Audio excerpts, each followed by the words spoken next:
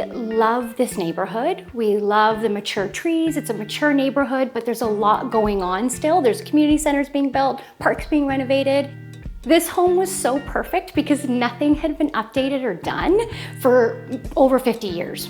We actually made, we're such losers, we made a videotape of the stages of the house. I think our parents were not very approving of us buying a dilapidated 100-year-old home. Oh, look at that. Look at all the bricks. This is Nighty's room. Oh, scary, scary room. So instead of showing them in person, we were just like, we'll show them after what some of the changes were. So yeah, this is the kitchen area. Look at the stairs. This is, can you turn on this light? Or actually there isn't a light here because this house is 110 years old. Some things had not been changed, probably like they had original floors, which we wanted to maintain so badly, but because things were not, I guess, taken care of with as much love, we weren't able to maintain some of the original features. So it was an exciting time for us to use our creative design and our ideas of how we envision ourselves to live with our family. And that's the main reason why we bought it. Me and my partner definitely, we would like to be modern, but we also would like to be very simple. We try to be minimal, but I know that's really tough with 2 young kids. We also love the Scandinavian design, so that's why we picked a lot of light woods, bleach woods, hits of black with our windows, and then the drywall return was like an absolute must because I know that's a big Scandinavian design. But I think the 2 main things are Scandinavian design and aspiring minimalist. This is my partner and I's first home. We've never renovated a home before. So we reached out to a design build company. They're called Men at Work. They were fantastic. They really helped us create our dream home. There was way too many things we wanted in the kitchen. We wanted a transom, we wanted a big island, we wanted open shelving, and our layout is tough. It's a really small footprint. But I think the breakfast nook is our biggest, proudest moment because, to be honest, we thought it was just going to be beautiful, but then it ended up being where we eat every single meal. Not even our dinners. We don't even come here for dinner. We just love the view out of that backyard, and it's just perfect for our family of 4. We definitely did a lot of highs and lows. We splurged on some elements like the countertop and the walnut shelving, which is real walnut, but then we saved a lot of money with our backsplash, our tiles being sort of the generic ones, but we changed the grout on it, hoping that that would make it a little bit more exciting, and cheaper cabinetry from Ikea. But we really think they stand out. The black and our hardware from Schoolhouse. We love the little knobs. I think they look so sweet. But yeah, we just tried to mix in some highs and lows so that it was more affordable. Because this was a whole home renovation, we had to be very cognizant of that.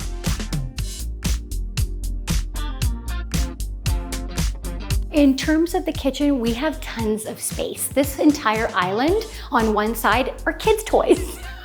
They're all kids' toys, and underneath the breakfast nook are all crafts. So construction paper, glue, whatever, you name it. So my daughter can just sort of open that up and start some activities at the breakfast nook. So this is why I said we're aspiring minimalists, because we don't really have a lot of things. In our cabinetry, we tried to make sure we had one set of dishes that did both. They were pretty enough to entertain, but they were great for every day. So that even though they're on open shelves, we use them every day. They don't collect dust. We don't really need a lot of things, so we think it works for us. It's been perfect. When we're allowed to have people in our home, we love to host. So we have a dining table that has 2 leaflets that insert on each side that allow for 10 people. And you can probably see the hardware there, that it just slides in. I will be honest, during COVID, we used it as a ping pong table. So we just moved the chairs, we added the leaflets, and we played ping pong. It was actually pretty fun. This is from CB2. I did add very expensive light bulbs to this because I think it made quite a difference to have sort of that opaque, milky glass, but it's so affordable. We basically ran out of money for light fixtures. we splurged on our restoration hardware ones in the breakfast nook, and then we had no money for other ones, and this was so affordable, and I think it works. Our living room, the piece that we're so happy with, we hope to hand down to our children as they move into homes, is our coffee table. It's actually done by brothers Dresslers. They do a lot of custom work, and that was one of the first furniture pieces we ever invested in, and that was over 10 years ago. It's all actually woods from Toronto, so like old schools, old buildings, and then we have our couches from Design Within Reach. We love their stuff, very clean, minimal. I can't believe that you have kids and couches from We've had these couches for 10 years. Ugh, yeah, but you know what? I will be honest. First of all, my kids never vomited. I'm serious. My daughter's about to turn 4. She's never vomited in her life. Watch, she vomits today, all over my couch. But we didn't have super messy kids. And if we did, if a kid came over that the parent told me this kid projectile vomits, we just like, draped it with towels. But it does clean well. It's Ducal wool, so you can really scrub it and it won't ruin the sofa. The fireplace, we really wanted something above the ground. We wanted a real fireplace, but when we realized the bump out, it's gonna be all fireplace. So we just ended up doing a minimal bump out with a bit of a raised look with that Scandinavian design in mind. Our bedroom, there was a fireplace in there originally. We added an ensuite, we took out the fireplace, we added Ikea cabinetry running all the way, pretty much entire floor upstairs has Ikea cabinetry running all across, which is so functional and wonderful for our family. We have a lot of woods there again. We tried to go very simple, calming, serene. One thing, very purposeful, we didn't add artwork above our bed because the trees outside, they cast this beautiful shadow in the evening and it kind of shifts and moves along our wall. And I wish we could have artwork that was like that so we could see it all throughout the day, but we just like the simplicity. It makes it feel very calm. We have a smaller bedroom, which we use as a nursery right now. We tried to decorate it as nicely as we can because it is a small space, but make it practical too. So there's a rug where our kids can play and do Lego. Then the second bedroom, which is my eldest daughter's bedroom, we ended up doing a custom bunk, which I think made a big difference. They put shelving on the bottom. We try not to buy things that will become obsolete as our children grow older. It's actually an adult bunk bed. You know, you can be on the top and it will support your weight. It's just good to know that as our kids grow older or when we have guests in, they don't have to be infants or toddlers to be able to use the room. Our bathroom upstairs, which is technically our only bathroom right now that's finished, we just kept it really simple with a tub that was low enough that we can actually get our children in and get out. The only thing, I love our faucets so much. They are more tricky for kids as much as I love the way they look. But yeah, just really easy, simple, clean lines. I think most people love to take risks in their powder room.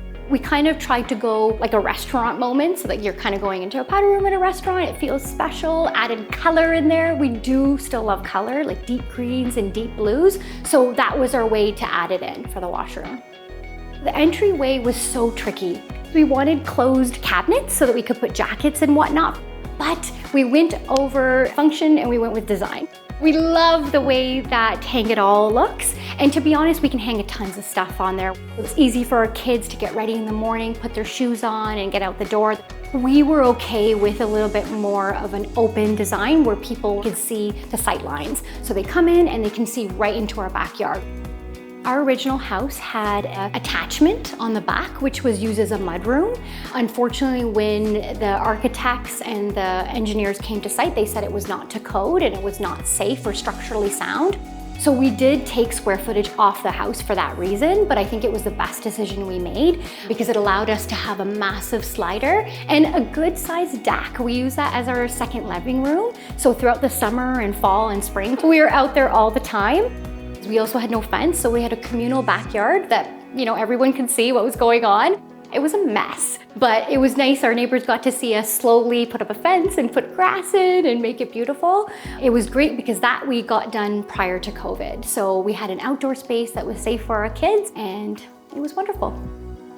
We couldn't be happier that we already had a thoughtfully well-designed home filled with things that we love and we appreciate.